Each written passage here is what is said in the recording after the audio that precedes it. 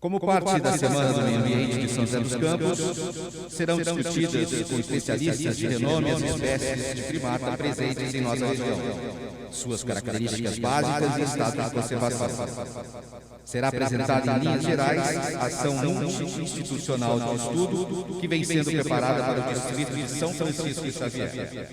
A realização desse evento é da Prefeitura de São José dos Campos, com o apoio da ICMBio, Centro Nacional de Pesquisa e Conservação de Primatas Brasileiros, CPB, e Área de Proteção Ambiental de Mananciais do Rio Paraíba do Sul, Fundação Florestal, Muriqui Instituto de Biodiversidade, Global Wild Conservation, Sociedade Internacional de Primatologia, Sociedade Latino-Americana de Primatologia, Grupo Especialistas em Primatas da UICN, União Internacional para a Conservação da Natureza, Instituto Nacional da Mata Atlântica, Universidade de Wisconsin-Madison, Universidade Federal de Viçosa, Concur, Câmara Municipal de São José dos Campos, Mantiqueira Paulista e Regenera São Francisco Xavier.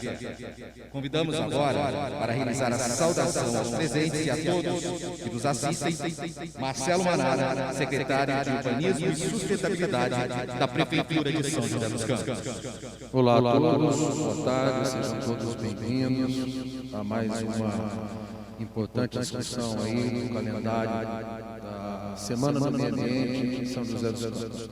Semana do Meio Ambiente estendida, né, que se iniciou no dia 31 até o dia 24, com muitas ações. Eu aproveito já parabenizar toda a equipe da DGA e da Educação Ambiental, o Juarez, o Madureira, Luciano, a Elisa, que coordenaram a realização, mais uma vez, dessa importante Semana do Meio Ambiente. Nada mais agradável do que o tema de hoje, que nos remete a São Francisco Xavier.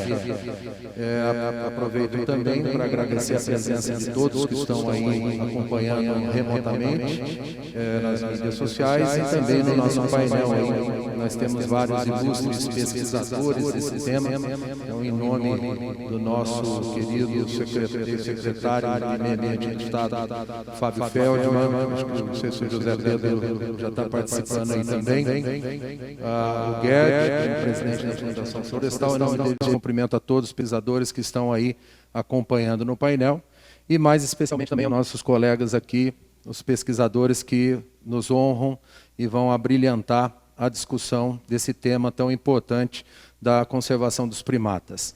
Importante destacar que a expectativa que nós temos para São Francisco Xavier, nesse ano 2021, no ano 2022, é uma concentração de esforços multitemáticos, eu acho que sem precedentes na história do distrito, quando, através dos esforços do Poder Público Municipal, que se somam a essa parceria inédita, né, das várias instituições nas três esferas, né? Aqui nós temos instituições representantes do governo federal, do governo estadual, do governo municipal, além de uma participação especial e importantíssima da comunidade de São Francisco Xavier. Quero cumprimentar ao Marquinho, subprefeito, que nos acompanha aí também no painel, e em nome do Marcelo, né, que representa aí também essa participação da comunidade nessa estratégia de conservação não só dos primatas, mas que toda a biodiversidade.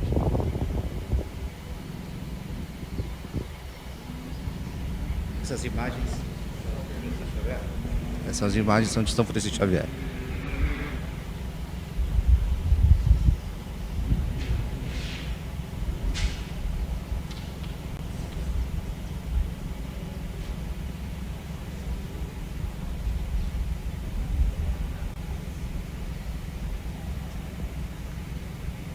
Vem cá, vem. Ele vai falar agora ou não? Estou mandando para o Leandro aqui, vou ver se ele vai ver. Então o Marcelo vai falar um pouquinho para apresentar.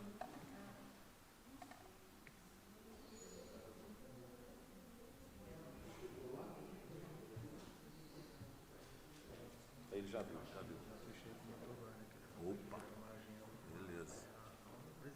Tá. Quem tem acesso está no governo. Aí foram as imagens. Boa tarde a todos, obrigado pela pelo convite, só reforçando aqui nosso compromisso, representando aqui a sociedade civil, os moradores de segunda residência, que ao longo da pandemia resolvemos nos organizar para contribuir aí com os diversos atores para o desenvolvimento sustentável e estamos muito felizes em estar apoiando essa iniciativa. E obrigado pelo convite.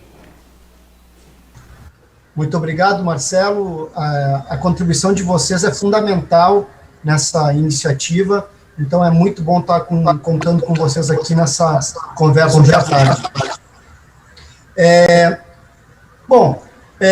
A gente tem a Mata Atlântica, ela é quase toda ocorre no Brasil. A Mata Atlântica ela é considerada um hotspot mundial de biodiversidade em função da enorme riqueza de espécies que ela abriga. Muitas são endêmicas. Entre os primatas a gente tem os muriquis e os micos-leões, que são endêmicos da Mata Atlântica brasileira, e a gente tem a Mata Atlântica como um hotspot mundial, não só pela sua diversidade, riqueza de espécies, mas também pelo grau de ameaça a que ela está exposta. O Sérgio agora há pouco comentou, e a gente já tem a Mata Atlântica hoje, se estima que tenha restado 10%, 12%, 13%, dependendo da estimativa do que tenha sobrado dela. E os primatas, nesse cenário, têm um papel muito relevante. A gente tem várias espécies endêmicas, como eu comentei, e a maioria, 70% dos primatas da Mata Atlântica estão ameaçados de extinção. São Francisco Xavier, nesse contexto, se destaca por abrigar uma comunidade com 5 espécies, macacos prego, sauás, guaribas e o sagui da serra. São 5 espécies, então, que compõem a comunidade de primatas em São Francisco Xavier. Todos eles são muito importantes, obviamente, mas a gente tem algumas estrelas, alguns destaques. E para falar de uma dessas estrelas, que são os muriquis, eu queria convidar a doutora Karen Strayer, maior especialista mundial em muriquis, para contar para a gente um pouco sobre esses primatas fantásticos e quem são os muriquis, quais são as características que fazem deles primatas tão especiais e tão admiráveis para a gente se preocupar, inclusive, pela sua sobrevivência. Karen, por favor. O muriqui também é uma primata muito diferente do que outros primatas. Ela mora numa sociedade pacífica, com uma relação entre os machos, entre as fêmeas e entre ambos os sexos pacífico. Não tem hierarquia, não tem o macho dominante que manipula outros machos ou corre atrás da fêmea. As fêmeas são independentes, as fêmeas que migram entre os grupos, eles têm uma passo de vida muito devagar, tranquilo. Eles começam a reproduzir com faixa de 9 anos, na média. Tem filho de 3 anos, e eles têm uma da prazo da vida, a longevidade deles é uma das maiores conhecido entre as primatas, com exceção da chimpanzé. O muriqui pode ter capaz de viver mais tempo, até os 40 anos ou mais. Então, sabendo tudo isso, todas as maneiras que os muriquis são especial, são diferentes, são importantes, e além da parte do comportamento social, eles fazem parte importante da ecologia das matas. Eles são vegetarianos, comem frutas e flores e folhas, e quando eles comem frutas, eles têm a potencial de dispersar as sementes, e com isso eles estão regenerando as matas que eles precisam para sobreviver. Com tudo isso do primata, do muriqui, eu acho incrível que poderíamos estar aqui no 2021 falando de uma espécie tão importante, tanto em termos da nossa compreensão do comportamento social dos animais e da ecologia dos animais, que está ainda criticamente ameaçado com extinção.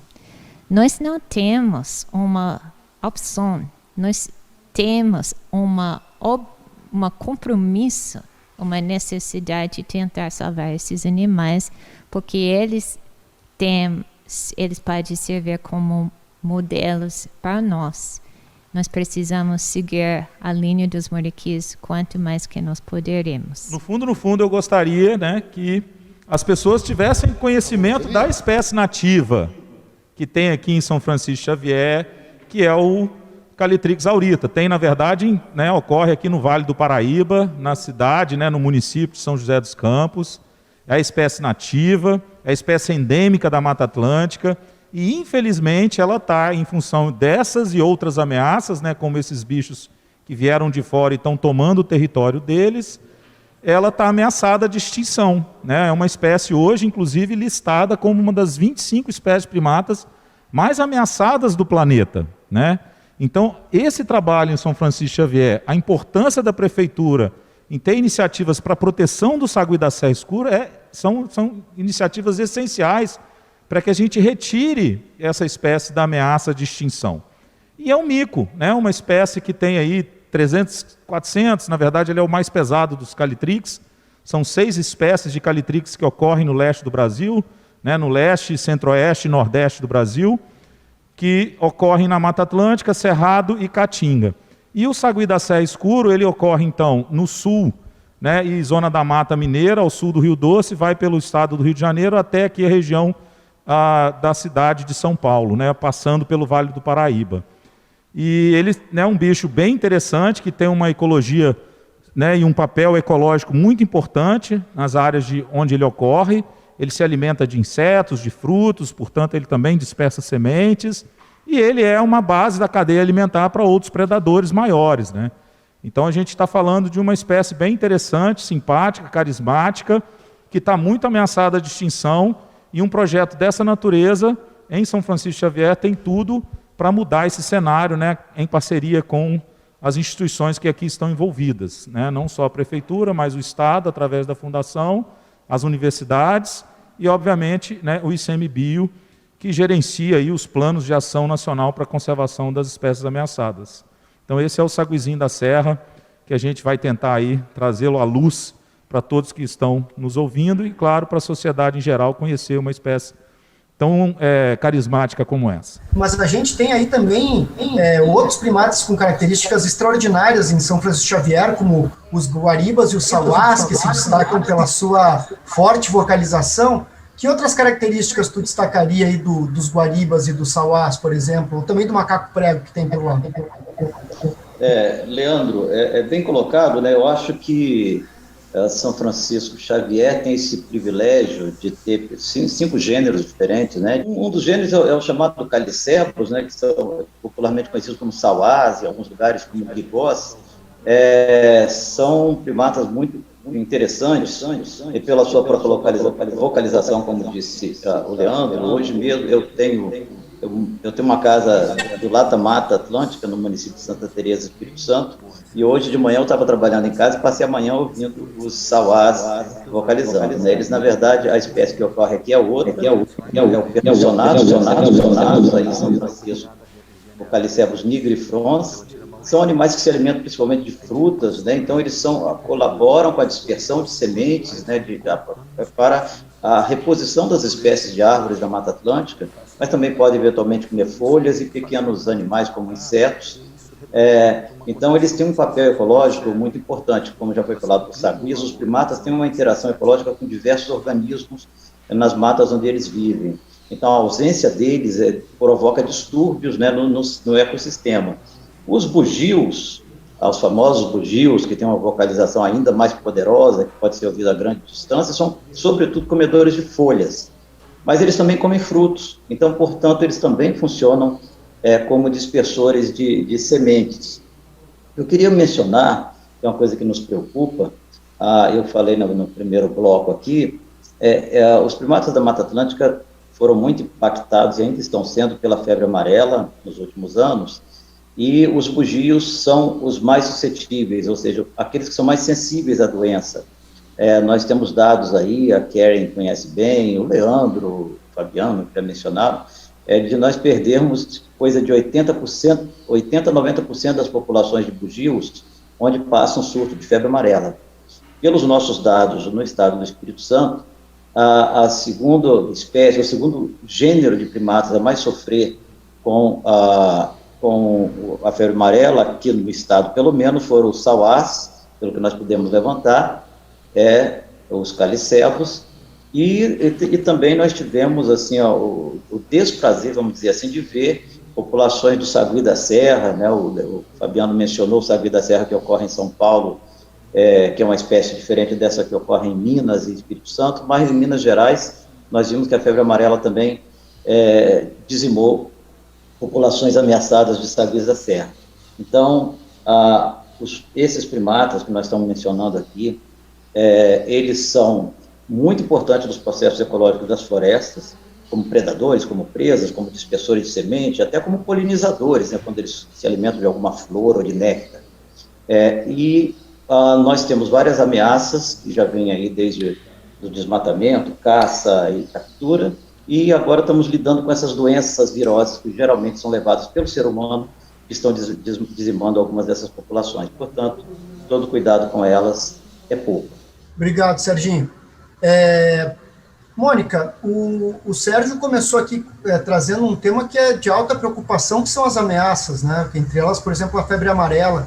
E a gente sabe que tão notável quanto a riqueza de primatas que a gente tem no Brasil, na Mata Atlântica e em São Francisco Xavier, também são de enorme magnitude as ameaças que elas estão sujeitas. Quais são as principais ameaças para os primatas em São Francisco Xavier? Então, Leandro, de acordo com uma das estratégias que o ICMBio coordena, né, que é o processo de avaliação do risco de extinção das espécies da fauna, na nossa última avaliação, que foi realizada entre 2012 e 2015, que culminou com a publicação em 2014, na verdade, 2012 e 2013, que culminou com a publicação da portaria ministerial, né, do Ministério do Meio Ambiente, a 444 em 2014, que traz a lista nacional oficial de espécies da fauna ameaçadas de extinção.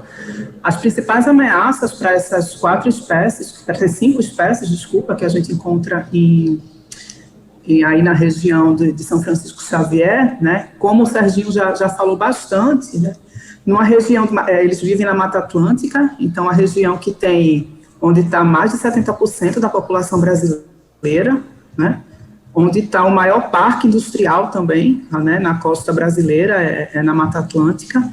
Então, como não podia deixar de ser, esses animais sofrem principalmente com a perda, a fragmentação e a redução da qualidade de seus hábitats, né, causados justamente por essa expansão da urbanização, da agricultura, de empreendimentos, incluindo empreendimentos de infraestrutura, né, para atender a urbanização e para atender as indústrias. Como não poderia deixar de ser, tudo isso leva a ameaças por mudanças climáticas, né? Mas a gente também ainda tem problemas, ainda hoje, a gente inclusive agora na pandemia teve aumento disso, da remoção de indivíduos da natureza, seja por caça, seja para vender como pet, né, como animal de estimação. Também por conta dessa urbanização a gente tem muito problema com atropelamentos, vocês devem ver isso aí na região, com animais sendo mortos por choques elétricos, por conta, né, de toda a fiação que a gente encontra nessas áreas.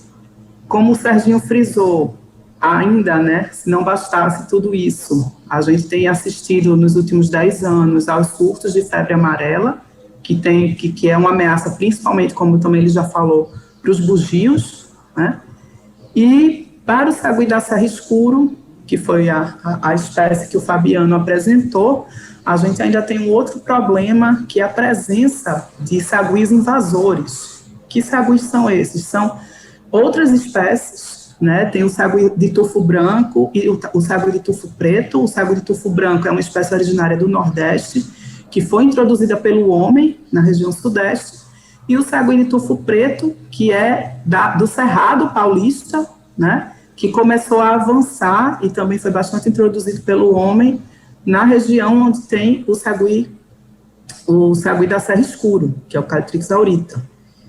Então, tudo isso, como é que está a situação de ameaça dessas espécies aí de São Francisco Xavier? O muriqui do sul, aí eu tô me referindo à lista nacional oficial das espécies ameaçadas de extinção, né, que é a lista oficial que o Brasil leva em consideração. O muriqui do sul, ele é considerado em perigo de extinção, o sagui da serra escuro também, ele está em perigo de extinção, o bugio ruivo, vulnerável, o macaco prego, apesar de ele não ser considerado ameaçado, mas ele está quase ameaçado de extinção, e é justamente essa categoria que ele se enquadra, quase ameaçado de extinção.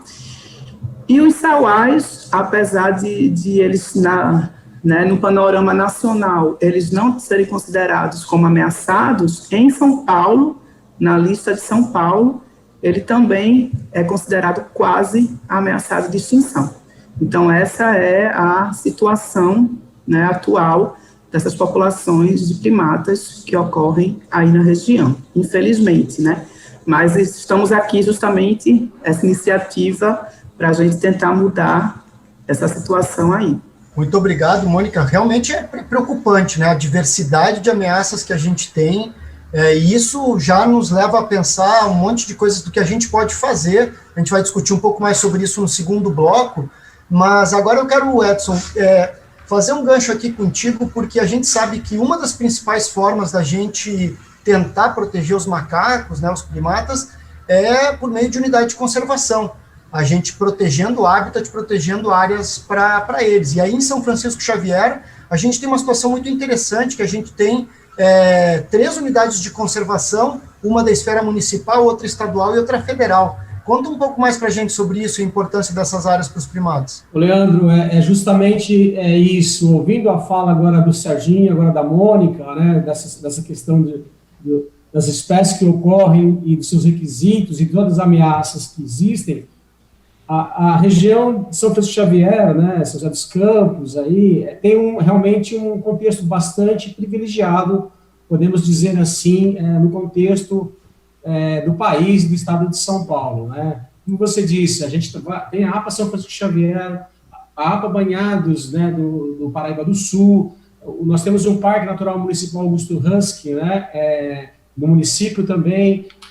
Fora isso, Leandro, a gente tem toda a questão de sobreposição de outras unidades, são diversas RPPNs que estão inseridas também no território, temos RPPNs que estão sendo em estado bem avançado para serem criados, as RPPNs são reservas particulares, nós temos 2 bastante interessantes, que o nome uma chama Reserva dos Primatas, RPPN dos Muriquis. Então, assim, nós temos todo esse contexto de unidades de conservação nesse território. Lembrando que toda a Mantiqueira também, toda a Serra da Mantiqueira, o Contínuo Mantiqueira, o Mosaico da Mantiqueira, também faz parte dessa grande região que está inserido aí São Francisco Xavier. Toda a Mantiqueira hoje praticamente é uma unidade de conservação, está protegida enquanto unidade de conservação.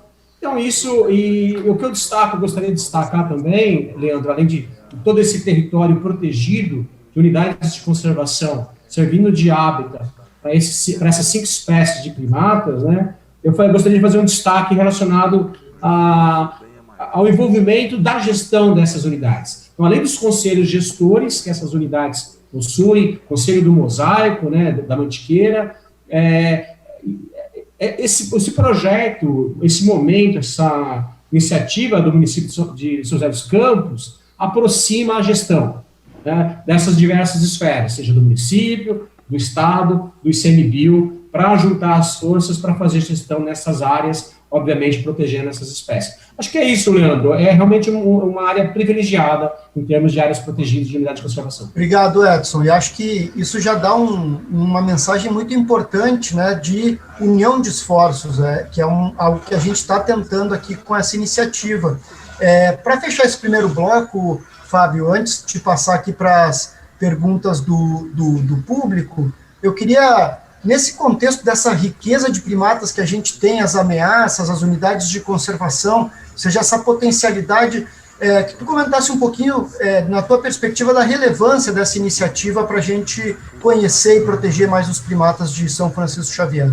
Nós estamos vivendo o que se chama antropoceno, e claramente marcado pela crise da mudança do clima e a crise da biodiversidade. E o que eu acho mesmo é que os modelos de arranjo institucional que nós praticamos até aqui são insuficientes para fazer frente ao que nós estamos vivendo agora.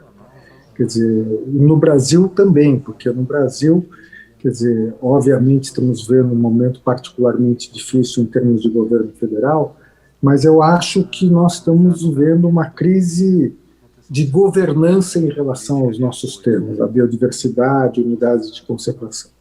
E aí, quando surge essa conversa que nós estamos tendo, eu acho que nós temos a oportunidade de criar, digamos assim, um arranjo institucional e legal que tenha, digamos assim, como objetivo a implementação da legislação que nós conhecemos, mais flexibilidade para alinhar os atores sociais de uma maneira correta e, mais do que isso, encontrar financiamento para isso, porque nós temos um problema de financiamento. Então, eu acho que nós somos, o que eu quero dizer com isso é que, nesse caso concreto, nós temos, na minha opinião, oportunidade de mostrar que novos arranjos são possíveis e que eles são, digamos assim, potencialmente garantidores da conservação de espécies importantes como primatas, dentro e fora das unidades de conservação. Porque aí, quer dizer, a gente fala muito de unidades de conservação, nós temos que repensar melhor essa gestão, mas eu acho que trabalhar uma visão um pouco mais ampla, e eu gostaria muito de colocar, viu, Leandro, essa perspectiva do antropoceno, porque eu acho que é isso. Eu conversei com a Karen uns dias desses pelo telefone, e ela estava me dizendo que o que ela está vendo é que mesmo aquelas espécies que têm grupos e que estão preservadas, quer dizer, elas estão convivendo conosco, com os humanos. Ou seja, é muito difícil hoje no Brasil você encontrar alguma área, protegida ou não, que não tem influência antrópica. Então, acho que isso coloca para nós, não sei se vocês concordam, uma perspectiva nova na discussão desses temas. E eu acho que isso também potencializa o potencial, potencializa, na minha opinião, essa ideia de que nós podemos ter boas experiências no Brasil, em São Paulo, no Brasil, que possam ser replicadas no mundo e, com isso, trazer até mesmo recursos de fontes internacionais. Essa é a minha opinião de alguém que já foi secretário, já foi ONG, já foi quase tudo, como vocês sabem. Obrigado, Fábio. Super interessante essa perspectiva, realmente importante a gente incorporar na visão de contexto. Mas agora eu quero pegar até o gancho, o Fábio fala de novos arranjos institucionais ou arranjos institucionais até então insuficientes, mas eu quero aproveitar, Marcelo, para te perguntar, porque não são só as instituições públicas, ONGs, enfim, sociedades, mas a sociedade civil como um todo, espontaneamente, organizada em instituições ou mesmo em ações espontâneas, digamos, individuais, como é que tu enxerga essa participação da sociedade nessas iniciativas?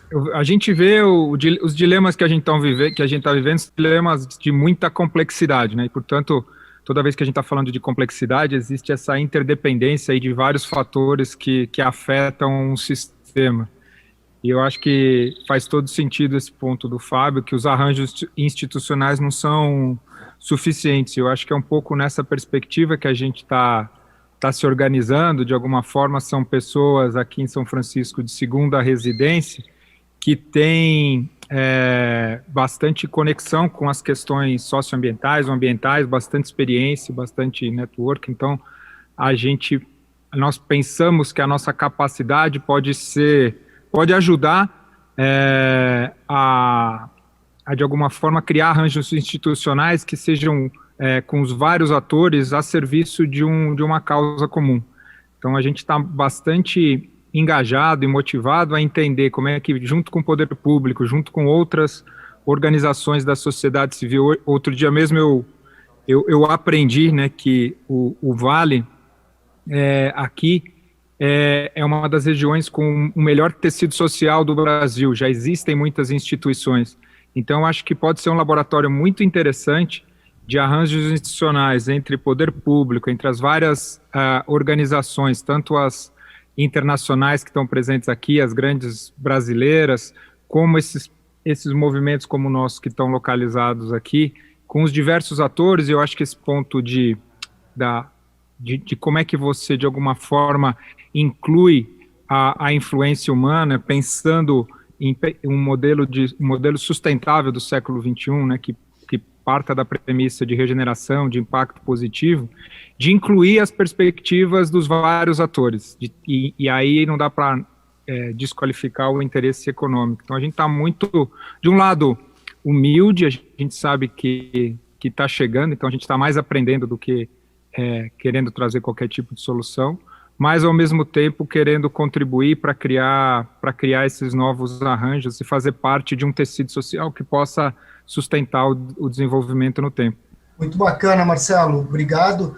É interessante, porque também nisso São Francisco Xavier é privilegiado, né, nessa possibilidade, nesse interesse de participação da sociedade local e mesmo do empresarial, para apoiar essas iniciativas de conservação, que podem potencializar esses arranjos, né?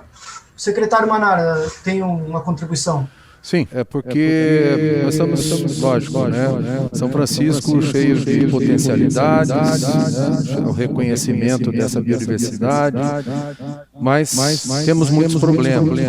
Então eu gostaria de comentar também o quanto nós estamos vivendo agora, e aí o parâmetro que eu coloco é a velocidade, né, de transformação com o que nós temos observado através de um quase fluxo migratório pandêmico, por assim dizer. Não sou estatístico, mas nos preocupa muito o aumento, né, o índice de ocupações que estão avançando para esses territórios, e muito em razão da pandemia. Então nós temos adotado, como poder público, alguns instrumentos de fiscalização territorial. Nós temos já há 2 anos, né, um contrato inovador aí com o Parque Tecnológico, a empresa Visiona, de um controle de alterações no território por satélites, 4 satélites que fazem a varredura a cada 72 horas. Lógico que precisa de alguns aperfeiçoamentos. Estamos fazendo agora uma nova investida em tecnologia, porque muitas das desconformidades, das alterações territoriais detectadas, elas têm origem no movimento de máquinas de terraplanagem. Então nós estamos formatando agora uma nova forma de trabalhar no território de São José dos Campos com as empresas de terraplanagem, também utilizando de tecnologia e rastreabilidade, né? Todos eles no esforço de prover maior controle ao uso e ocupação do solo. Só que o uso e ocupação do solo, aí eu falando da velocidade, o que já está acontecendo é bastante preocupante. Então nós temos também que posicionar, né, a estratégia e todas as circunstâncias que vão dar o cenário de atuação para essa conservação dos primatas e conservação da biodiversidade em São Francisco, levando em consideração que o metro quadrado é bastante atrativo para aquisições, novas pessoas indo morar em São Francisco. O que eu quero dizer é que a comunidade e os moradores nativos de São Francisco Xavier estão muito pressionados pelo valor especulativo do imóvel. Então há sim esse momento, né, de grande preocupação com relação ao que vai se configurar como uso e ocupação do solo, porque, obviamente, essa variável é importante em todas as estratégias que formos definir para a conservação dos primatas. Muito obrigado, secretário. Então, a gente vai encerrando aqui esse primeiro bloco. Na verdade, vamos passar aqui para as perguntas do público, mas nesse primeiro bloco acredito que a gente conseguiu ter um excelente panorama de quem são os primatas, né, quais são os primatas de São Francisco Xavier e o contexto de dificuldades ou até de algumas potencialidades no qual eles estão inseridos. E a gente vai deixar as perguntas para o final, já convidando aqui a todas e todos que estão nos assistindo aqui nessa tarde, que podem mandar suas perguntas pelo bate-papo aí do YouTube, pelas mídias sociais, Instagram, enfim, todas as mídias que estão, Facebook, que estão transmitindo esse evento. Podem mandar suas perguntas direcionadas ou para a mesa como um todo, que a gente vai voltar então ao final aqui do segundo bloco. Nesse segundo bloco a gente vai tratar mais das perspectivas e prioridades, para tentar conversar mais sobre o que a gente pode fazer para melhorar a situação dos primatas em São Francisco Xavier. Mas antes de passar para o segundo bloco, eu quero convidar vocês para assistirem um vídeo produzido pelo Wagner Lacerda, um pesquisador que vem há bastante tempo trabalhando com os saguis da serra aí na região. Então, vamos assistir esse vídeo? Olá a todos, boa tarde. Meu nome é Wagner Lacerda, sou biólogo, primatólogo. Infelizmente não vou poder participar do evento com vocês, pois eu estou em viagem de trabalho e não consigo conciliar os horários, mas agradeço pelo convite e pela oportunidade. Aproveito para agradecer alguns parceiros de longa data que estiveram presentes ao longo desse período em que eu realizei estudos com o Calitrix aurita. Então, agradeço a Paula Cabral, da Secretaria de Urbanismo e Sustentabilidade de São José dos Campos. Agradeço a Letícia Brandão, do ICMBio, da APA Mananciais do Rio Paraíba do Sul, ao Leandro Jerusalinski, do ICMBio, e ao Fabiano Melo. O que eu vou apresentar aqui é um resumo rápido, um histórico rápido de trabalhos que eu conduzi na região de São José dos Campos e arredores, de 2014 a 2018, 2019 aproximadamente, iniciando em 2014, por meio de um diagnóstico populacional realizado em 102 fragmentos florestais na porção norte do município de São José dos Campos. Então, a área urbana ela está ao sul aí da imagem, né, abaixo da imagem, e ao norte se chega em São Francisco Xavier, Serra da Mantiqueira. Então, em 2014, 102 fragmentos amostrados, a espécie nativa Calitrix aurita só foi registrada em uma área, e em uma outra área foi registrado um único indivíduo de Calitrix jacus. Nos anos posteriores, com a continuação do trabalho na região, tanto a espécie nativa quanto as invasoras, né, ou seja, tanto o jacus quanto o Calitrix penicillata, foram encontrados em outras áreas nessa mesma região. Aqui um recorte mais aproximado, onde ao centro é possível verificar, é possível observar, né, uma unidade de conservação municipal, Parque Natural Municipal Augusto Husk, onde está o círculo vermelho é a área propriamente dita do parque. No mesmo remanescente, onde está ali o círculo em amarelo, já não é mais unidade de conservação, são áreas particulares, e onde está o círculo amarelo foi registrado um grupo de Calitrix penicillata. Então, existe uma conexão, né, uma possibilidade da espécie invasora adentrar os limites do parque, porém, entre 2016 e 2018, e mais algumas visitas esporádicas em 2019, apesar dessa possibilidade de contato, a espécie invasora não adentrou o parque, né? Acredito eu que, por ela receber alimentação dos moradores da fazenda, ela acaba não explorando mais o entorno, mas existe essa possibilidade, existe conectividade entre o local onde o grupo invasor se encontra e o parque propriamente dito. Dentro do Augusto Husk, eu registrei 5 grupos de Calitrix aurita, porém, acredito que ocorram mais grupos, mais que 5, porque alguns trechos do parque, devido ao relevo acidentado, dificuldade de acesso realmente, eu não conseguia mostrar, mas acredito que pelas condições do parque, características do parque, possam existir mais que 5 grupos. O Augusto Husk é uma área bastante importante para a espécie no contexto de São José dos Campos, pois é uma área protegida há muitos anos, tem trechos com estrutura de vegetação muito boa e está localizado a mais ou menos 2 quilômetros em linha reta de um outro grande remanescente florestal, que é esse à esquerda aí da imagem, onde também tem um apontamento vermelho, que é uma área da Suzano Papel e Celulose, a fazenda Montes Claros. Eu tive a oportunidade de caminhar por lá algumas vezes e registrei 2 grupos de Calitrix aurita. Então, devido ao tamanho da área, e possibilidade de conexão no futuro. Ambas as áreas aí são bastante importantes para a espécie, né, são estratégicas para a espécie, um contexto aí a longo prazo. Por que isso? Porque a maior parte dos fragmentos localizados no município, com exceção ali do trecho de São Francisco Xavier, que já é parte da Serra da Mantiqueira, né, um contínuo florestal, com exceção dessa área, a grande maioria dos remanescentes florestais são pequenos, degradados, o que torna incerta a permanência do Caletrix aurita a longo prazo, né? Aqui uma imagem com alguns dos registros dos grupos do Caletrix aurita dentro do Augusto Husk. Então, como eu falei, alguns trechos não há indicação da presença da espécie, simplesmente porque eu não consegui acessar a área.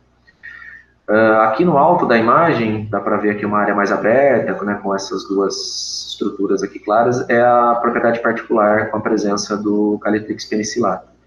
Então tem alguns plantios de pinos, porém existe um corredor de vegetação nativa, que a espécie invasora foi registrada bem aqui onde eu estou apontando. Então existe um corredor de vegetação nativa que permite o contato com o parque.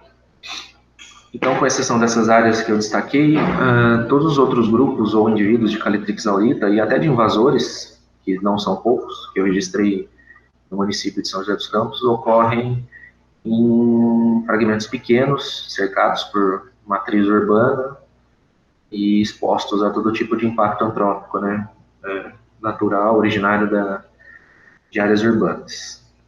Aqui um exemplo para ilustrar, que inclusive o Fabiano, o Leandro já tiveram a oportunidade de conhecer, é o Parque Municipal do Alambari, registrado na zona leste de São José dos Campos. Uma área bastante pequena, onde um grupo de aurita resiste ali há alguns anos. Também recebe a alimentação de um morador que, de certa forma, procura resguardar o parque e os saguis, né, tentar mantê-los a salvo ainda das ameaças do entorno, mas é um exemplo para ilustrar tantos outros que eu constatei na região, principalmente zona sul e zona leste da cidade, muitos grupos vivendo em trechos arborizados em meio aos bairros, ou fragmentos totalmente isolados, cercados por pasto. Então esse é o cenário para a espécie, para o município de São José dos Campos, duas áreas bastante importantes na região norte, né, ao norte da área urbana, ao norte da rodovia Presidente Dutra, que corta ali a região do Vale do Paraíba, e ao sul, muitos deles isolados em pequenos fragmentos. Então é isso. O cenário, pelo menos até 2018, meados de 2019 era esse. Inclusive fica um apontamento aí, né, a necessidade de atualização desses dados, né, do status da espécie por município. Mas a espécie precisa de bastante atenção aí para no médio e longo prazo, para que não sejam perdidas muitas das populações desses grupos que estão isolados. Espero ter contribuído, fico à disposição para qualquer dúvida futura. E é isso, pessoal. Bom evento para vocês aí. Um abraço. Então, pessoal, os planos de ação nacional, né, como o Leandro mencionou, eu já falei um pouquinho antes também, são uma estratégia para conservação, na verdade, em forma de política pública, que é coordenada pelo ICMBio e com o pressuposto de ser uma ferramenta que só funciona se tiver a participação da sociedade como um todo, né? E nesse planejamento estratégico, com base naquelas ameaças que foram levantadas, que a gente já mostrou aqui, são traçadas as ações prioritárias justamente para combater essas ameaças, ou pelo menos para diminuir um pouco, né, a pressão que elas exercem sobre esses primatas. E esse planejamento ele é pensado para um ciclo de 5 anos, então a cada 5 anos a gente reavalia se precisa fazer um novo ciclo. Aí aqui para a região, para a Mata Atlântica, o CPB e ICMBio coordena o Plano de Ação Nacional para a Conservação dos Primatas da Mata Atlântica e da preguiça de coleira, que eu já também mencionei que as espécies da região de São Chico, as ameaçadas, estão contempladas nesse plano de ação. né, o plano, no total, é toda a Mata Atlântica brasileira, então são 14 espécies, 13 primatas e a preguiça de coleira. E quais são as ações, né? Foram traçadas 46 ações prioritárias para conservação, que estão distribuídas em 6 objetivos específicos, mas que são executadas em busca de atingir o objetivo geral, que é o de aumentar o hábitat e reduzir o declínio das populações de primatas e da preguiça ameaçadas na Mata Atlântica, né? Então, dentre essas ações, a gente tem, né, também, lembrando das ameaças. Então, quais são os grupos de ações? Ações para a gente restaurar, manter o hábitat, realizar a conectividade entre os fragmentos, né? Evitar que aconteça aquilo que a gente viu no vídeo do macaco prego, né? Tentar evitar aquela cena de ver o macaco tendo que andar pelo chão, onde ele corre o risco de ser atropelado, de ser agredido por um cão doméstico, por exemplo, ou mesmo ser capturado por alguém. A gente tem também ações que visam manejar essas populações, tanto as populações que estão na natureza, como a população dessas espécies que a gente tem sendo mantidas sob os cuidados humanos, em zoológicos, em criadores conservacionistas. Então, em algumas dessas espécies, inclusive o muriqui do sul, a gente tem um programa de conservação ex situ dessa espécie.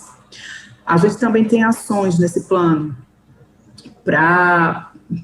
pensando principalmente no sagui da serra escuro. Então, para a gente manejar as populações ainda puras, né, e manejar também aquelas populações de saguis invasores que eu comentei, para a gente poder garantir que populações puras da espécie consigam sobreviver no ambiente natural. Também ações para a gente diminuir essa questão da apanha, da caça, da perda de indivíduos por atropelamentos, por choques elétricos. A gente tem ações pensando em acompanhar o impacto das doenças, com destaque para a febre amarela, que também já foi bastante falado. Então, ações para a gente monitorar, né? Por exemplo, a gente hoje cedo conversou que cidadãos aí da região de São Francisco Xavier comentaram que antes do surto de febre amarela, dos últimos surtos, escutavam os bugios, e hoje não escutam mais em algumas áreas. Então, a gente tem ações para entender o que está acontecendo, qual foi o impacto, né, que essa doença trouxe para as populações locais. E as ações de envolvimento da sociedade, de todos os setores, né? Então, a gente tem ações direcionadas para sensibilização ambiental, educação ambiental, produção de material para ser usado nessas iniciativas, o incentivo da ciência cidadã, né, do cidadão participar da conservação, até da pesquisa, né, sobre essas espécies. Então, no plano estratégico que a gente está pensando em montar específico para a região, a gente está englobando várias dessas ações que são super importantes para a conservação das espécies aí. Obrigado, Mônica. Tem sido um destaque internacional, na verdade, em todo o mundo, os planos de ação nacional para a conservação de espécies ameaçadas no Brasil, tem sido uma referência. Então a gente tem uma política pública, todos os primatas brasileiros ameaçados de extinção são contemplados com essa política pública, esses planos de ação para sua conservação, e no caso aí de São Francisco Xavier, nesse plano de ação nacional para a conservação dos primatas da Mata Atlântica e da preguiça de coleira. Obrigado, Mônica. Só que para a gente conseguir implementar essas ações adequadamente, de forma efetiva, a gente precisa conhecimento, né? Esse conhecimento ele é gerado por meio de pesquisas, e a gente, então, tem algumas prioridades de pesquisa aplicadas à conservação. Já foi comentado aqui, a Karen Strayer tem um estudo de quase 40 anos sobre os muriquis, é o estudo de mais longo prazo sobre primatas em todas as Américas, e muito do que a gente conseguiu e tem tentado fazer para a conservação dos muriquis só é possível pelo conhecimento que ela gerou, junto com todo o seu grupo, né, nessa pesquisa de longo prazo. Nessa perspectiva, Karen, eu queria te perguntar o que tu enxerga como prioridades de pesquisa para possibilitar a conservação dos primatas em São Francisco Xavier? O que a gente deve enfocar como pesquisas prioritárias? Bom, obrigada, Leandro. E é uma coisa muito interessante o que a Mônica falou, porque muitas das ideias que ele colocou são coisas que realmente necessitam informações. Para os primatas numa região pouco conhecida como São Francisco Xavier, deveríamos juntar as informações que existem no passado dos procurados, informações, valorizam o conhecimento que já temos. Deveríamos valorizar também o conhecimento dos moradores, pessoas que têm registros dos animais, mas a pesquisa mais sistemática seria mais importante para fazer no seguinte, de primeiro entender aonde os primatas acontecem, onde eles moram, quantos são e o que eles estão fazendo. Com essas informações, nós não precisamos fazer uma pesquisa agora de 40 anos para saber como manejar as espécies. Já temos muita informação sobre o comportamento e ecologia dos animais. O que nós temos que entender agora, a pesquisa tem que ser focada no conhecimento do estado das primatas nessa região agora. E já temos conhecimento dos modelos, teorias, informações sobre demografia e genéticos para entender que vamos precisar ver as populações que são mais ameaçadas em termos demográfico, em termos genético. Vamos precisar ver como podemos ajudar eles, se seria mais importante manejar eles com translocações, ou talvez para a maioria das primatas que beneficiaria se tiver a oportunidade de fortalecer ou criar os corredores, aumenta a conectividade entre suas populações. Para esse tipo de pesquisa, o que precisa ter vários modos de monitoramento, tem que ter pessoas no chão, andando na mata todo dia, e tem que ter pessoas que vão monitorar eles da distância, usando tecnologias que o Fabiano vai falar melhor do que eu. Mas eu acho que essa informação, usando o que já conhecemos, com novas informações que vamos conseguir sobre a distribuição e a abundância e a composição dos grupos, das populações, poderíamos avaliar melhor quais são as populações de cada espécie que deveria ser, que corre mais risco hoje e que deveria ser preservado mais rápido, se tiver alguns que são de bem-estar, e podemos ir acompanhando, estudando as condições de cada um nos estados diferentes. Mas, principalmente, a primeira etapa seria para entender o estado dessas populações. Quer dizer, no primeiro momento que a gente precisa saber, tem sagui, onde é que tem o barbado, o bugio, onde é que está o muriqui, né, e a gente tentar, isso num esforço colaborativo, pelo que a doutora Keren colocou, que tanto pode ser feito por pesquisadores, mas também a sociedade pode ajudar, indicando onde é que está observando os primatas, onde é que viu um sagui, onde é que viu um macaco prego, né, fazendo registros, às vezes, com celular e compartilhando, para que a gente possa ir entre todos, né, gerando esse conhecimento tão importante para a gente pensar na conservação. E aí, Fabiano, eu queria, muitas vezes a gente tem uma preocupação, né, será que vai dar tempo da gente fazer as pesquisas que são necessárias, porque os primatas estão desaparecendo, assim como a floresta está desaparecendo, os primatas estão sendo caçados, vem febre amarela, Mônica, Sérgio já falaram das ameaças.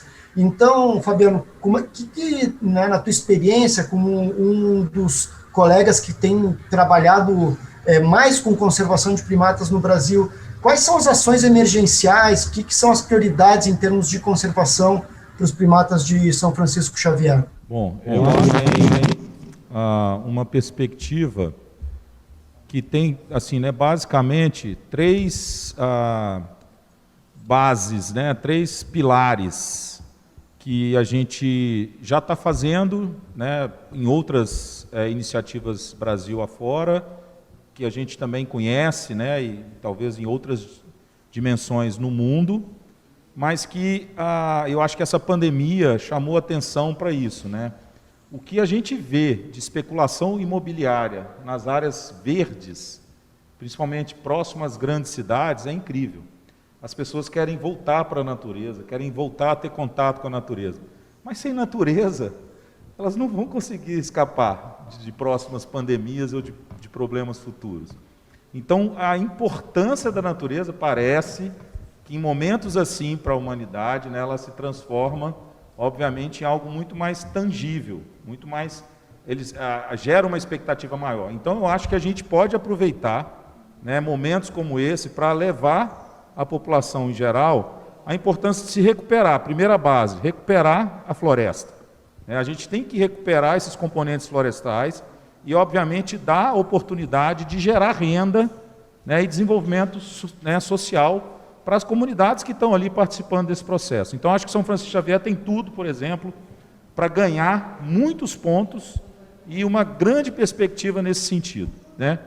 Outra coisa que a gente tem trabalhado e que eu me orgulho muito, vejo, né, falei com a Karen hoje, uma ONG internacional fazer um rebranding, né, trocar de nome para Rio Wild, né, que é uma coisa que a gente já vem fazendo aqui em outros projetos que eu tenho colaborado. São Francisco Xavier tem um trabalho lindo com a SAV Brasil de reintrodução de jacutinga e outros parceiros, não é isso, Alberto? Então a gente precisa também refaunar essas florestas vazias. Precisa trazer a fauna de volta. Quem não conhece a Mata Atlântica não tem ideia do quanto a gente já perdeu, do quanto que a gente já tirou de quebra-cabeça, né, das pecinhas de quebra-cabeça que é a biodiversidade da Mata Atlântica. E sem essas pecinhas, por mais que elas pareçam insignificantes sozinhas, você não monta a paisagem sem elas. E é essa recuperação, né, quem está nos assistindo precisa entender. Encarar esse desafio, Leandro, é fundamental, trazer a fauna de volta. Mas a gente não perdeu as espécies de primatas lá de São Francisco Xavier. Não perdemos, não vamos perder, mas se a iniciativa que a gente não começou agora não fosse para frente, com o apoio de todos vocês, em particular desse suporte da Prefeitura de São José dos Campos, talvez a gente perdesse algumas espécies no futuro próximo. As ameaças que a Mônica mencionou aqui são severas. O Sérgio acabou de falar também da questão da febre amarela. Tem ameaças invisíveis, vamos dizer assim, que a gente não controla, como a febre amarela até certo ponto. Vou só fazer essa correção, né? Senão o doutor Sérgio Lucena vai ficar bravo comigo. Se a população humana tivesse toda vacinada contra a febre amarela, os macacos não teriam morrido, por exemplo, né? Nesse contexto de pandemia. As pessoas esquecem disso. E eles são nossos sentinelas, estão lá nos avisando: meu filho, toma cuidado aí, senão você vai morrer.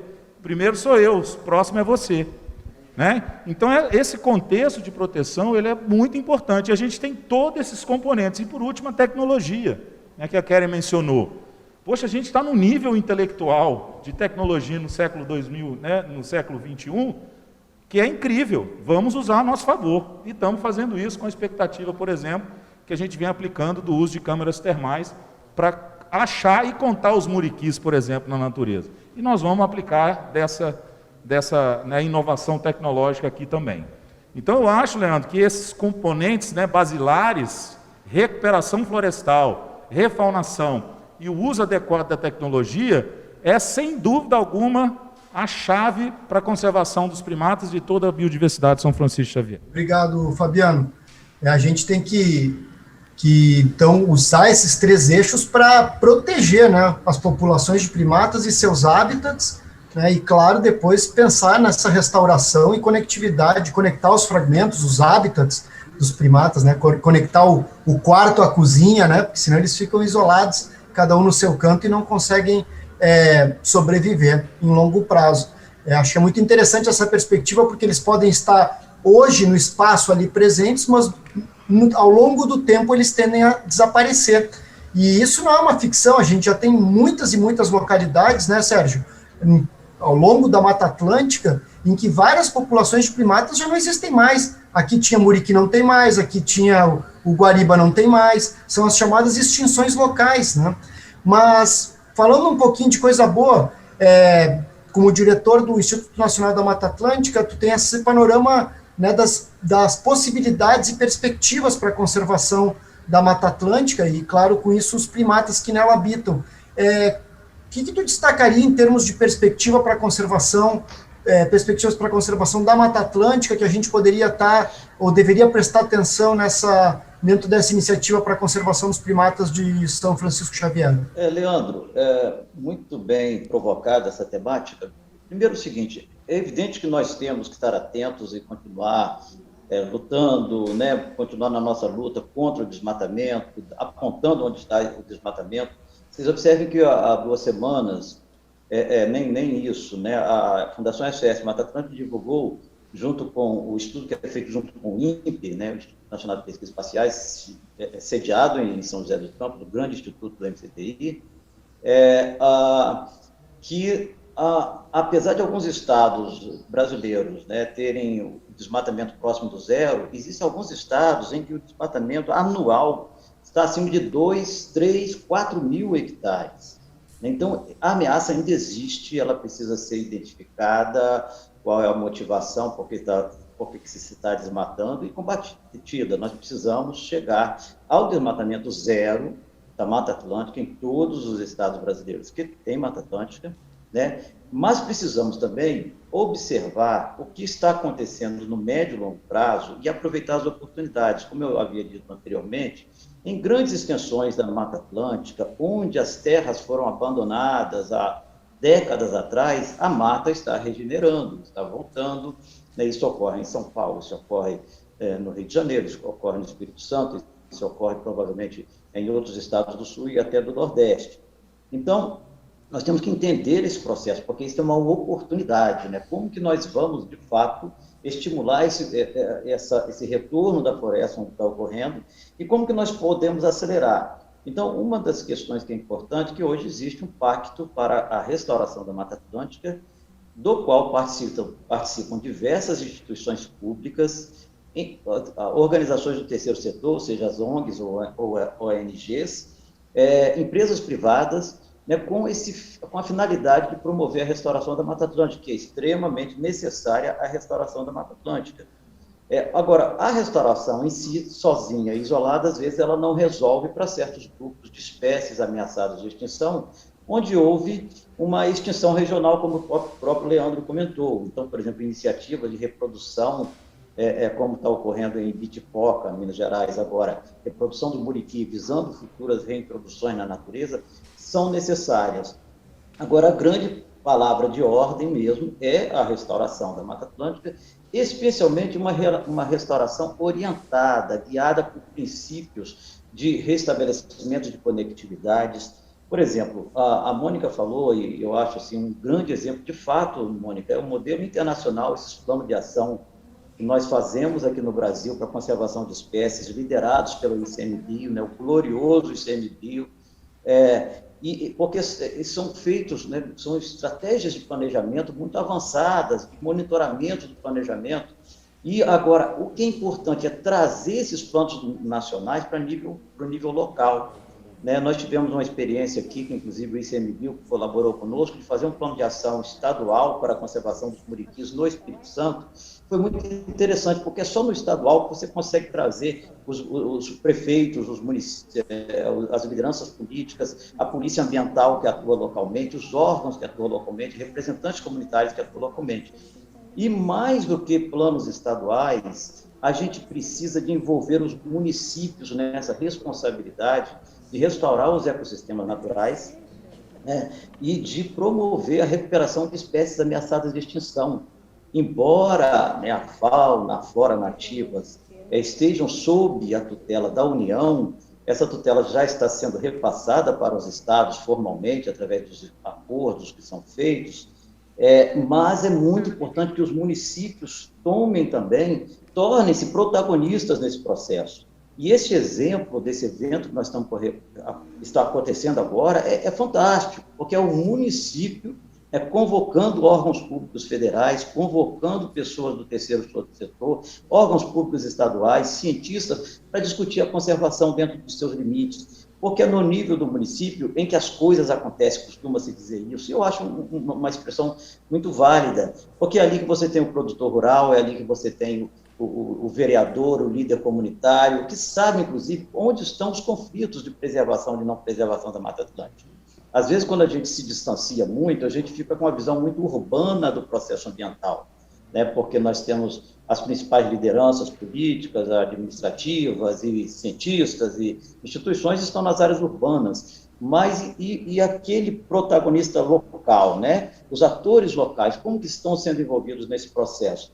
Então, eu acho que o desafio está nesse pacto, né, que já foi mencionado originalmente, o arranjo institucional. Evidentemente, arranjos institucionais não preconceituosos têm que envolver as organizações públicas dos diversos níveis, federal, estadual, municipal. Precisa envolver as organizações do terceiro setor, as ONGs, que são extremamente importantes, não só na proteção ambiental, mas com a ciência também. Né? Ciência de qualidade é feita por organizações do terceiro setor, tanto no Brasil quanto no mundo. O envolvimento do setor empresarial, chamado setor produtivo, né? Mas produtivo todo mundo é de uma forma ou de outra, mas eu gosto do setor empresarial. Por exemplo, no Brasil nós temos um envolvimento positivo, especialmente das empresas da área florestal, né, no pacto para a restauração da Mata Atlântica, no diálogo florestal. Então, nós temos que envolver esses setores e as representações da sociedade geral, né? Se você está no município, as cooperativas de agricultores, porque pode ser que eu, que moro na cidade, tenha um sítio, como é o meu caso particular, né, que tem um sítio na área rural, eu tenho um olhar. E aquele moço que vive lá e vive do café, produzindo café ali, qual o olhar que ele tem, qual a visão, quais são os problemas dele? São diferentes dos meus, eu não dependo de produzir café para ter sustento para minha família, ele precisa, ele tem que produzir. Então, nós temos que fazer um pacto, né, arranjos institucionais envolvendo todos esses setores. Uma das coisas interessantes, de uma certa forma, foi mencionada também, são as participações da sociedade, dos cidadãos, através por exemplo, dessas campanhas de financiamento coletivo, de projetos, de ações de conservação. Isso precisa, tem um potencial de crescimento desse setor que é muito importante. Enfim, para o futuro, primeiro nós temos que enxergar com um olhar positivo, né, com um olhar otimista, apesar das dificuldades, dos problemas, do desmatamento, da febre amarela, de incêndios, de caça. Nós temos que ver que nós temos uma oportunidade pela frente de restaurar a Mata Atlântica. A legislação, inclusive, nos ampara nesse sentido, a legislação da Mata Atlântica, o Código Florestal, né, da restauração da Mata Atlântica, e nós precisamos enxergar isso como possível, necessário, e trabalharmos para que isso se faça, entendendo, pegando lá um gancho com o que o Fábio falou, de muito procedente, nós vivemos no antropoceno. E não é de hoje, na verdade, que todos os ecossistemas terrestres têm a presença humana e vão continuar tendo. E nós temos que aprender a conviver com a biodiversidade que está em torno de nós. Lembrando que aquela coisa de separar em redomas, ambientes pristinos, matas 100% nativas, intocadas, isso não existe. Né? Nós temos aqui trazer a questão da conservação da natureza, inclusive para as nossas cidades, porque se eu estou na cidade, eu dependo de água, de qualidade que vem da floresta, eu dependo de alimentos, em que a floresta ajuda a proteger o solo para produzir aqueles alimentos, a floresta presta o serviço ecossistêmico de polinização, né, que aumenta a produção agrícola e permite que eu tenha o alimento. Então, nós temos que integrar um pouco mais o ser humano com as questões da natureza, mesmo ele vivendo nas cidades, nas grandes cidades. Então, eu acho que eu vejo com otimismo, Leandro, essa questão de nós podermos trabalhar para uma fase melhor de interação do ser humano com a natureza. Eu acho que isso é um desafio do século XXI, especialmente o Brasil, que tem uma potencialidade muito grande da economia verde, né, dos seus produtos naturais, e de ser o país em que se destaca por esse novo desafio, né, de ter uma relação, um crescimento socioeconômico amparado pela sua natureza. É isso. Obrigado, Sérgio. Ótimas reflexões, realistas na análise, no diagnóstico, e otimistas na ação. Acho que isso aí a gente não pode perder nunca. E o Sérgio trouxe aqui uma questão super interessante, Edson, que é das escalas de implementação das estratégias, né? E a gente sabe, nesse sentido, que a Fundação Florestal, no estado de São Paulo, tem capitaneado uma série de iniciativas para a implementação do plano de ação, para monitoramento, enfim. pesquisa. Conta um pouquinho mais para a gente, Edson, sobre essas iniciativas e como elas dialogam com a conservação dos primatas em São Francisco Xavier. Legal, Leandro. As falas aí não são convergentes, né? Seguindo até na própria linha que o Sérgio colocou. No caso das unidades de conservação, o Estado de São Paulo tem mais de 150 unidades de conservação. Né? Cada uma dessas 150 unidades, elas têm um histórico e estão num patamar de gestão, né? Diferenciados, vamos dizer assim, né? De implantação da unidade. Né? O Estado de São Paulo tem, na gestão dessas unidades e na questão dos planos de ação, né, um forte aliado que é a Comissão Pro Primata Paulista, que é conduzido pela Mara Marques, né, bem conduzido pela Mara Marques, da Fundação Zoológico. Então, o Estado de São Paulo faz um trabalho, né, junto com a ação nas unidades de conservação e nas suas zonas de amortecimento, muito alinhado com o plano de ação e seguindo uma estratégia estadual de conservação, né, que vem da Comissão Pro Primata Paulista. O Estado de São Paulo tem 10 espécies de primatas, a gente está falando de 5 só na região aí de São Francisco Xavier, né, o total de espécies do Estado de São Paulo são 10 espécies, mais o jacos, né, 11 espécies, o jacos como invasor, né, então são 11 espécies em todo o território. O que a gente tem proposto e avaliado, né, em termos de Estado de São Paulo, que algumas espécies, óbvio, né, mesmo como foi colocado pela Mônica, mesmo o caso do macaco prego, né, que a gente coloca como quase ameaçado, é óbvio que na medida que você perde hábitat, na medida que você vai tendo fragmentação das áreas, todas as espécies que são arborícolas, né, como os primatas neotropicais, vão ficando ameaçados de extinção. Então, no Estado de São Paulo, a gente tem algumas prioridades, né, depois que a gente acabou fazendo alguns levantamentos aí, que são um pouco diferentes do nível nacional. Por exemplo, o bugio preto, né, é uma espécie que ocorre em algumas áreas, algumas unidades de conservação mais no norte do estado, é uma espécie que está inserida numa área muito pequena, em poucas unidades de conservação, ou seja, é uma espécie pouco protegida. Então, embora o bugio preto, para o estado de São Paulo, devido à sua baixa ocorrência em unidades de conservação, começa a ser uma espécie importante para a conservação.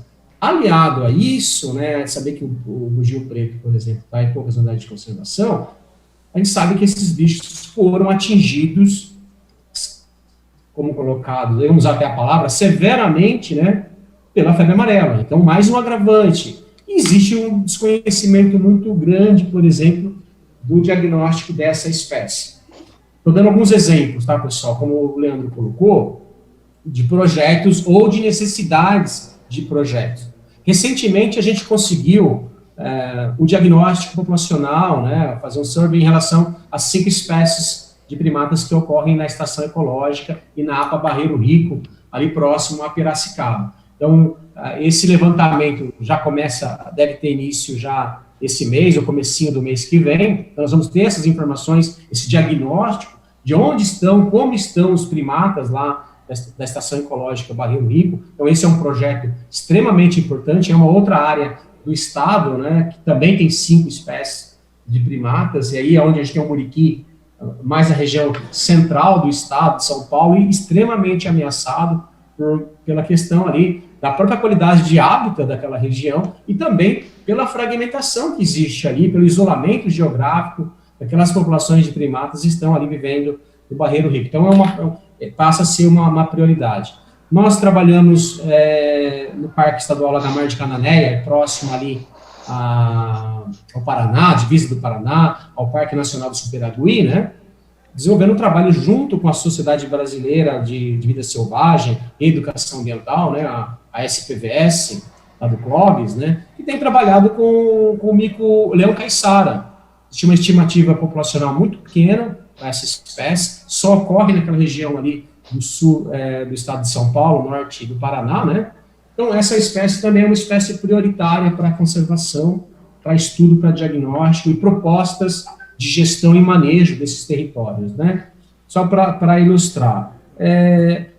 E dentre esses projetos, né, aproveitando a oportunidade, surge a São Francisco Xavier, a partir daquele simpósio que nós participamos, né, acho que já tem 2 anos o simpósio, não é isso? 2019, 2020? 2019, né? E São Francisco Xavier, então, passa a ser, pelo que já foi dito, né, pelos colegas, pela ocorrência das cinco espécies, pela proximidade que existe já de ocorrência dos jactos, né, da espécie exótica na região, passa a ser também uma prioridade de gestão da Fundação Florestal, à medida em que nós temos essa obrigatoriedade, né, de conservar a biodiversidade nas unidades de conservação. E aí, Leandro, se me permite aí fazer aqui uma fala de recursos, né, a Câmara de Compensação Ambiental do Estado de São Paulo, ela é voltada, né, ela tem recursos para a biodiversidade, para ser aplicado em projetos de biodiversidade, né. Então, assim, nós temos conseguido, ao longo do ano passado e deste ano, usar os recursos da Câmara de Compensação Ambiental de uma forma muito interessante nesses projetos de conservação. A Fundação está iniciando um projeto de monitoramento dos primatas da Mata Atlântica, com a participação do CPB, né, com o ICMBio. Nós iniciamos um projeto de monitoramento de médios e grandes mamíferos, no modo também do Monitora, do ICMBio, enfim, com recursos da Câmara de Compensação Ambiental, né, formamos parcerias com outras instituições, então, de modo que a gente percebe e a gente entende que para São Francisco Xavier a oportunidade que se estabelece é muito grande, né, ainda mais com esse efeito, com todas essas instituições juntas, né, com essa proximidade dos trabalhos de gestão que nós estamos desenvolvendo.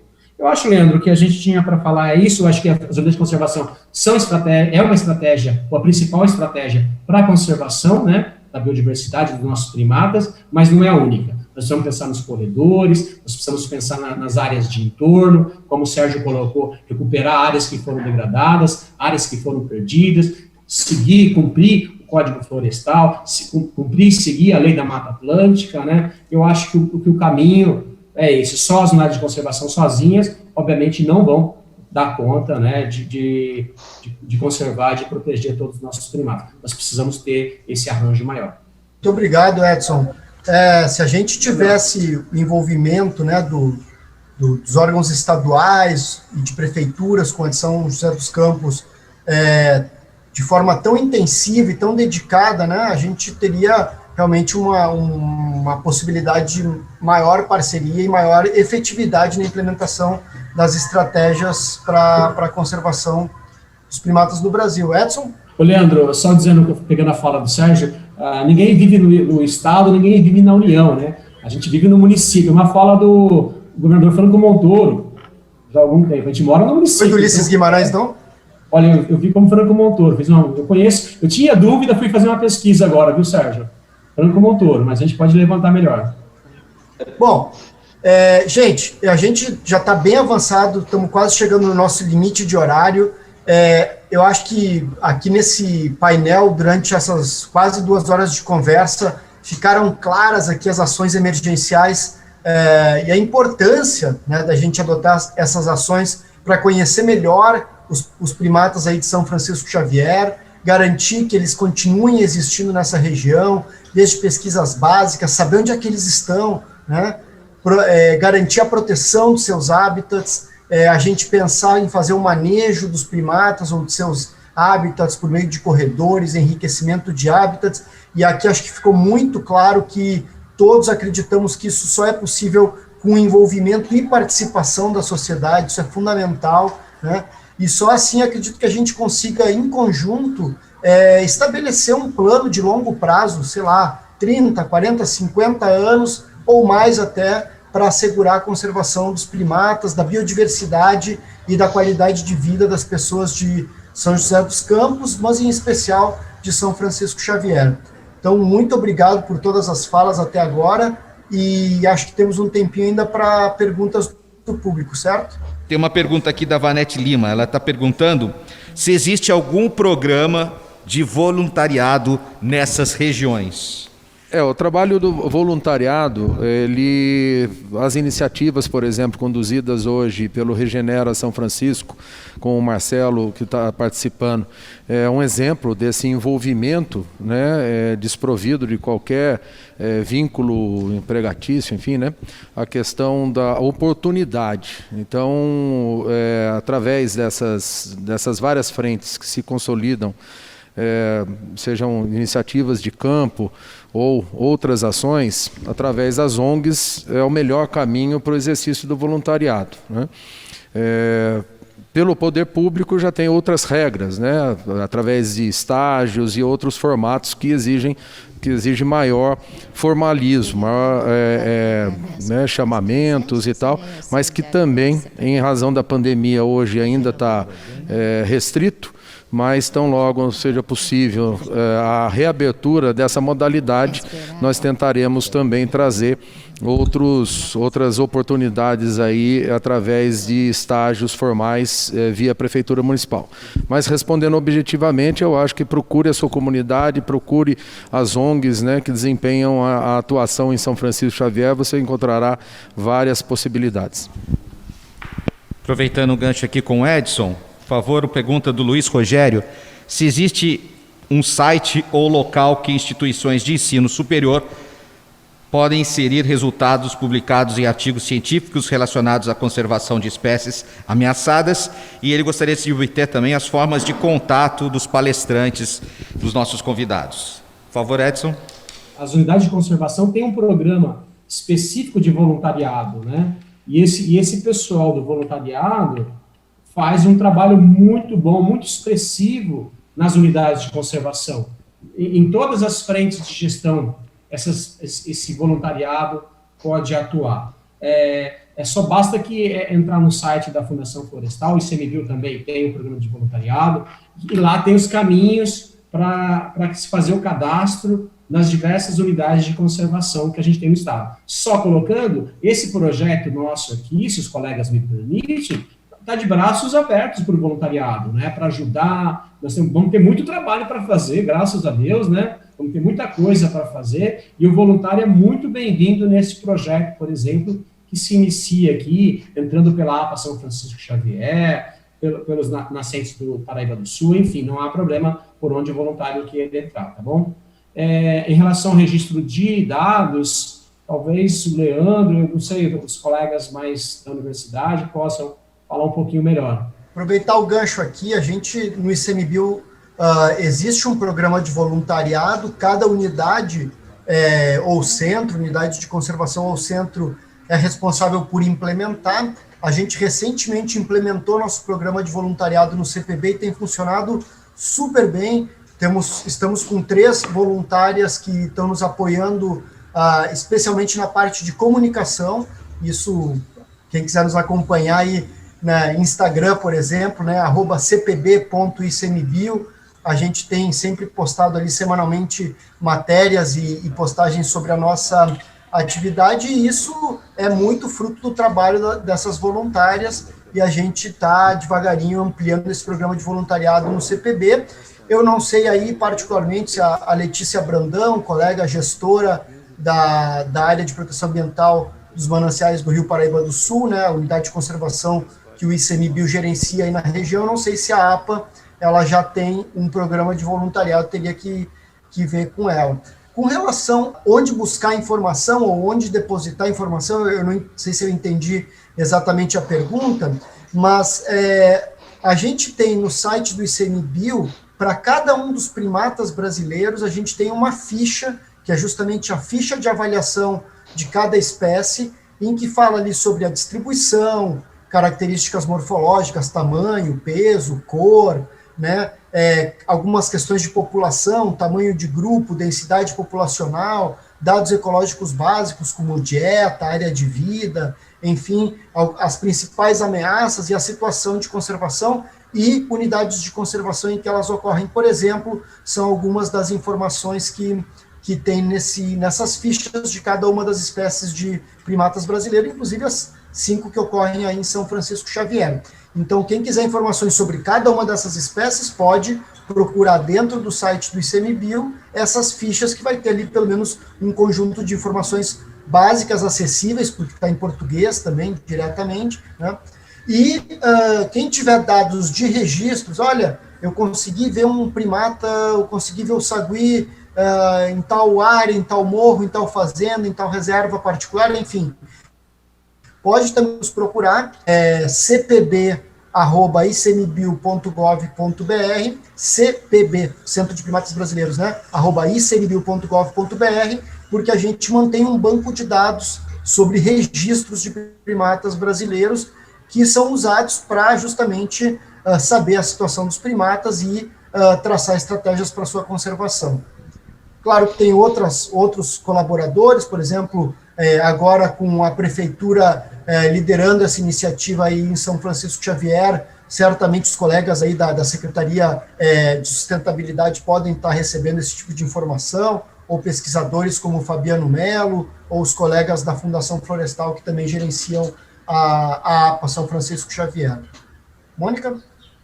Eu acho que quando a gente for começar mesmo a construir o plano, né, existe um aplicativo que foi desenvolvido pelo Ministério da Saúde e pela Fiocruz, que é o CIGEL, que é uma excelente ferramenta para ser aplicada na ciência cidadã, né? Não sei se vai ser esse de escolha, mas já é uma ferramenta que está pronta, onde qualquer cidadão ele pode instalar no seu celular, ele pode fotografar, o programa automaticamente capta a coordenada geográfica, e isso vai para um banco, né? E a gente tem como depois acessar essa informação. Então, eu acho que também é uma ferramenta que deve ser lembrada aqui para ser utilizada quando a gente for trabalhar a ciência cidadã. Só para complementar ainda a questão da participação voluntária, me ocorreu que é o momento oportuno de já lançar alguns chamamentos, né? Então, para aqueles interessados em que queiram encontrar espaço, né, às vezes vocês podem promover o espaço via associações de bairro, né? Nós estamos falando aqui de ciência cidadã, de envolvimento com a comunidade. Então, não raras vezes, se você olhar do lado, tem alguma associação. São Francisco tem 18 ou 19 abairramentos, que são aqueles núcleos, né, urbanos na área rural, distribuídos por um território grande. Então, não sei se é o caso da pessoa que fez a pergunta, mas eu coloco aqui essa oportunidade de quem assistir esse vídeo e tal, possa também ter esse estímulo a provocar na sua associação de bairro, na sua comunidade, esse engajamento e criar esse espaço do voluntariado, porque é o que o programa vai chegar logo mais no desenvolvimento das ações de educação ambiental, né, para essa participação da ciência cidadã e outros modelos, mas a pessoa pode, né, nessa raiz do voluntariado, promover esse tipo de espaço e organização para que o seu bairro participe do programa como um todo. Temos mais duas perguntas aqui devido ao horário. A Tereza Domingues, ela pergunta: existe alguma ação já em andamento ou possível que promova um melhor controle do vetor de febre amarela, para que não ocorra um alto número de morte nos macacos, nos primatas? Algumas questões. A primeira, como já foi destacado aqui, a própria vacinação da população humana é uma grande contribuição, porque a gente tem uma mobilidade, né? Nós humanos temos uma mobilidade que nem os macacos e nem os mosquitos têm, né? Então a gente é responsável por, ao se deslocar de carro, de avião, enfim, por circular, por visitar vários locais no mesmo dia, a gente é responsável por amplificar a circulação do vírus. Então, a vacinação da gente é uma grande contribuição para proteger os macacos. Segundo ponto, que não está diretamente relacionado ao vírus, mas é muito importante a gente, todos nós, né, preocupados com os primatas, a gente divulgar a informação qualificada. Ainda tem gente que acha que o macaco infectado pode nos transmitir diretamente o vírus da febre amarela. Então tem gente que acaba agredindo, matando, envenenando, apedrejando, enfim.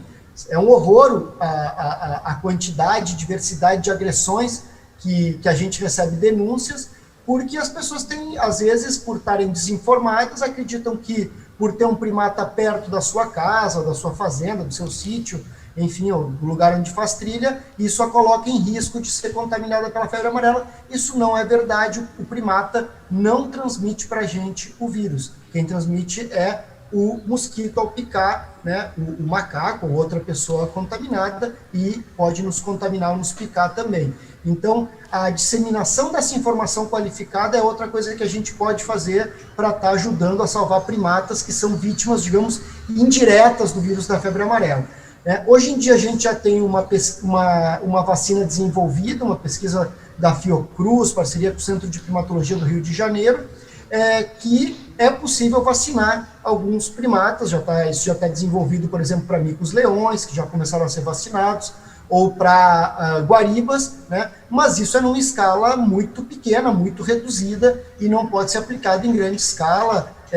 Isso é para algumas populações, ou em cativeiro, algumas populações-chave ali, que isso vai demorar, então, para ser aplicado em grande escala, apesar de ser uma boa perspectiva, né? Que a gente tem, hoje em dia, já tem uma vacina desenvolvida para primatas. E para primatas que estão em cativeiro, algo que a gente tem recomendado bastante, a Mônica tem emitido bastante recomendações nesse sentido, é da gente, na medida do possível, telar os recintos em cativeiro, porque isso impede os mosquitos de entrarem, né, eventualmente contaminados, e infectarem os primatas que estão ali em cativeiro. Então, são algumas das medidas que a gente pode fazer para proteger os primatas com relação à febre amarela.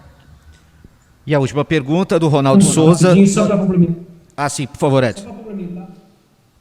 A ESP, né, parceria com diversos órgãos, com o Adriano Pinter, que começou na Cantareira fazendo lá a prevalência do vírus, levantamento das populações remanescentes do bugio na Cantareira. Esse projeto está iniciando lá, junto com o Adriano, o pessoal do DEFAL de São Paulo, né?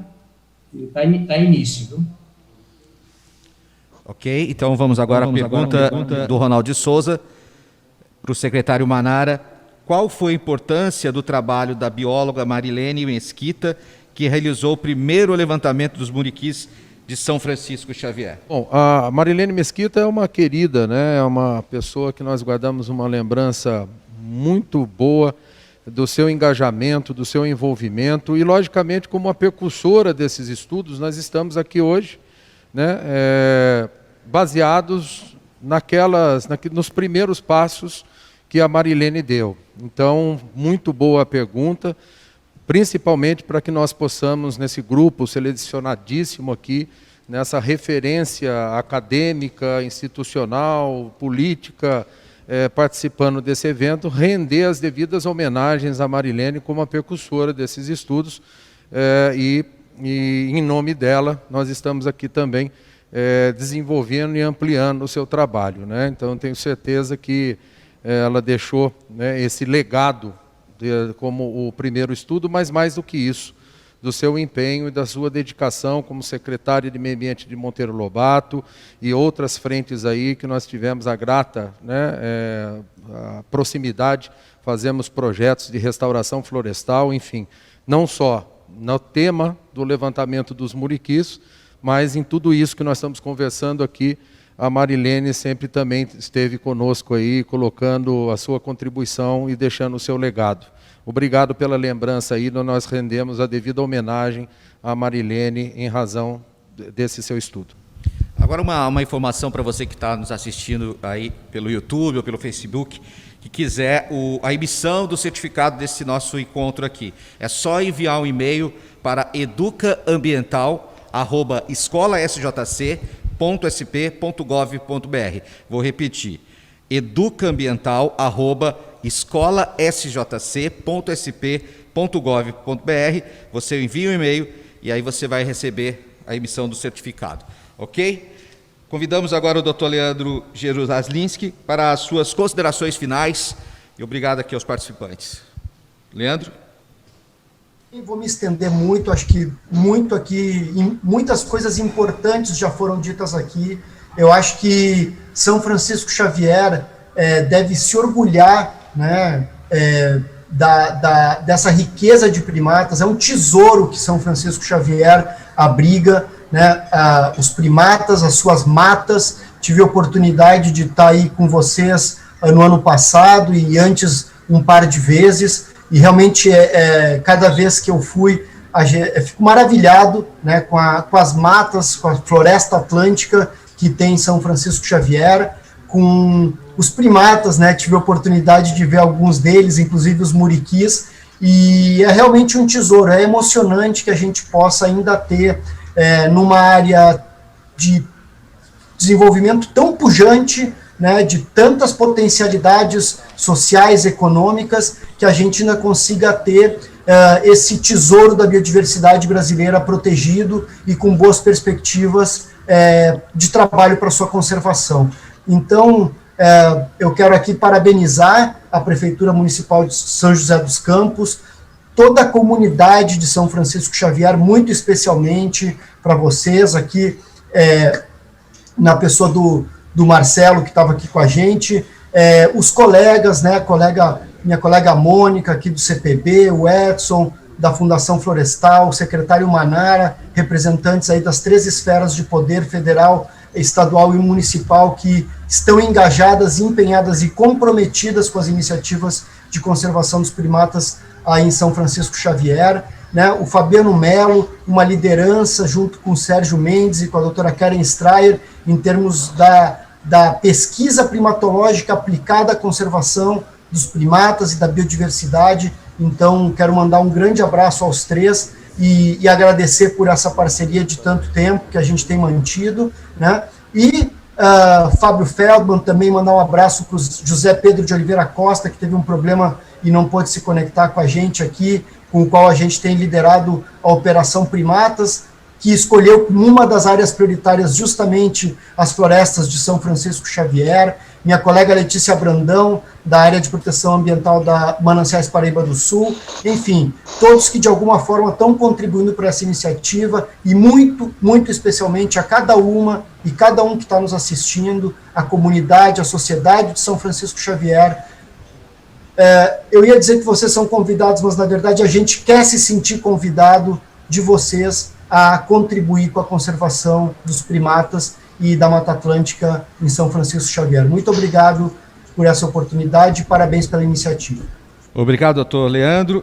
E agora chamamos o secretário Marcelo Manara para as suas considerações finais. Bom, quero agradecer a todos. Mais uma vez foi uma oportunidade muito rica de aprendizado e oportunidade de agregar ainda mais entusiasmo nesse desafio, mesmo porque São Francisco Xavier é sempre um prazer, né? Desenvolvemos trabalho lá. Acho que eu vou na linha do Guedes, eu vou convencer o prefeito Felício a deslocar a sede da secretaria lá para São Francisco e a gente consolida lá um espaço junto com a Fundação Florestal. Mas quero também registrar que o prefeito Felício Ramute tem dado uma força muito grande para que fauna silvestre seja uma pauta que entre nas políticas públicas e ações da Secretaria de Urbanismo e Sustentabilidade. E então nós temos encontrado esse caminho, né, muito fértil, desafiador, de trabalhar nesse conjunto em nome da biodiversidade, essa relação, riqueza de fauna e flora e riqueza de água, mananciais, é o tripé da sustentabilidade que nós queremos desenvolver para São Francisco, para o município de São José dos Campos e para toda a região do Vale do Paraíba, como um exemplo de desenvolvimento sustentável, onde o ser humano, o morador, o seu Zé, a dona Maria, que esteja ali na roça, que eles participem numa relação de ganha-ganha com todos esses desafios e aquilo que foi falado aqui, que nós saibamos, como gestores públicos, como gestores de pesquisas, que nós saibamos e tenhamos criatividade para traçar caminhos para que essas comunidades locais usufruam desse tesouro a ser conservado, né? Aqui tratamos dos primatas, mas São Francisco tem essa riqueza enorme aí de flora e, como eu falei, de água. Quero agradecer imensamente a todos os pesquisadores que estiveram aqui presentes presencialmente e também na participação remota, ao Fábio Feldman, ao Zé Pedro, que eu tenho certeza que estava espiritualmente aqui conosco, não conseguiu conexão, mas tenho certeza que é um entusiasta também dessa ideia. Temos muitos desafios pela frente, né? Mas, por fim, eu quero também render uma homenagem especial ao Alberto. O Alberto não gosta muito de aparecer, cadê ele? O Alberto é essa pessoa, essa figura-chave que tem desenvolvido um trabalho belíssimo, intenso, né, e com grandes resultados ali em São Francisco, como uma formiguinha incansável, articulando, trazendo esses especialistas de renome internacional fazendo essa ponte entre a academia, o poder público e a comunidade. Então, esse trabalho do Alberto é essencial para que nós possamos avançar. E colocar os desafios, né? Então eu vou aproveitar para colocar uma provocação a todos aqui, viu, Alberto? Colocar a todos aqui uma provocação. Em novembro, eu já lancei esse desafio para o Parque Tecnológico de São José dos Campos e quero fazer aqui uma continuidade dele. Em novembro nós vamos realizar a primeira gincana de tecnologia de restauração florestal. Né? Então nós vamos lá receber várias empresas com ideias inovadoras, aquela molecada toda, né? E quero então, nesse momento em novembro, que nós tenhamos resultados já a apresentar, né? Fazer um momento da fauna nessa gincana que faremos em nome da flora, mas ter esse momento da fauna em novembro já para apresentar os resultados, né? Alguns dos resultados já dos trabalhos de campo, tal. Então nós já temos uma data aí prometida aqui para apresentar o desenvolvimento de trabalho que nós começamos a traçar hoje aqui. Em novembro, espero que nós já tenhamos aí já tudo superado, a questão de poder ser presencial, e todos lá no Casarão, em São Francisco Xavier, já desse esse convite. Muito obrigado a todos, obrigado novamente aos palestrantes, aos participantes todos, e vocês abrilhantaram esse dia especial da Semana do Meio Ambiente de São José dos Campos. Entrem no site e outras ações acontecerão até o dia 24. Obrigado a todos.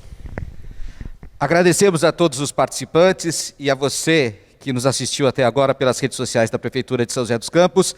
Essa roda de conversa online fica no canal do YouTube e do Facebook da Prefeitura para que você compartilhe com mais pessoas que possam saber dessas informações, dessas iniciativas da Prefeitura de São José dos Campos. Boa tarde a todos. Prefeitura de São José dos Campos. Bom mesmo é viver em São José.